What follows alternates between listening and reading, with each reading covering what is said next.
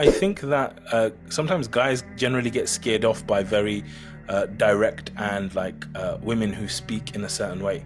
So I could see how it might kind of throw some people off, and that's primarily a lot of because of the way guys have become now, unfortunately, right? In the old days, like 30 years ago, I don't think we would be having this conversation, to be honest, right? But I think the reality today is a little bit different. Fundamentally, I think there's two things to it. I think one massive thing with anyone's voice or their speaking is their tone. Okay, so I think the tone that you or me or anyone uses, I think that massively affects exactly how someone takes what you're saying. So for me, there's two elements to this. One is how are you saying it, and the second one's what are you saying. But how are you saying it, that's all to do with tone, right? So for example, like when you just asked about my wife's family, you asked in a certain tone, right? That's a very caring, kind, generous, kind of empathetic tone that you asked in, right? So if you were to use that tone in most situations, it would work very well.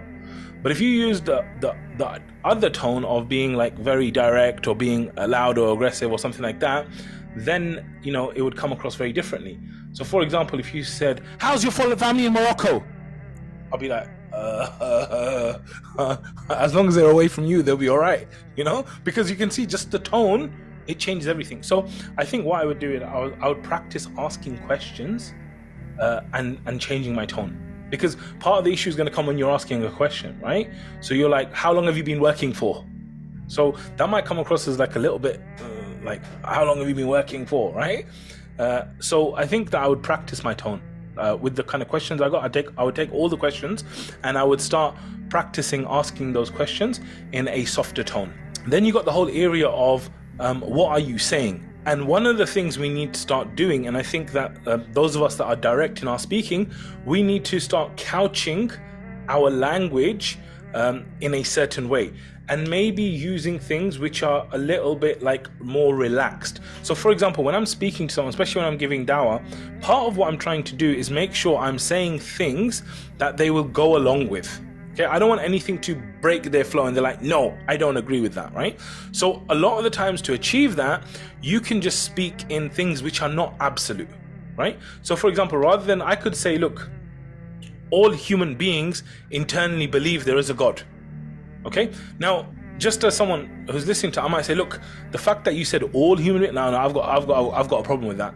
No, not all human beings. I don't believe it, blah, blah, blah, all that kind of stuff." Okay, so with that, I might couch it in different language, right? And I might say, there's been a lot of research done that in a lot of cases, people will naturally believe in a higher power. Okay, so now there's a big difference between all and most cases, some cases, all this kind of stuff. So the certainty, this is the kind of thing I think, the certainty has to be reduced in these kind of conversations, right? And so like if you meet someone new and you're speaking to them and then like they say something, right? They say something like which you believe is wrong. Okay, let's say you believe it's wrong.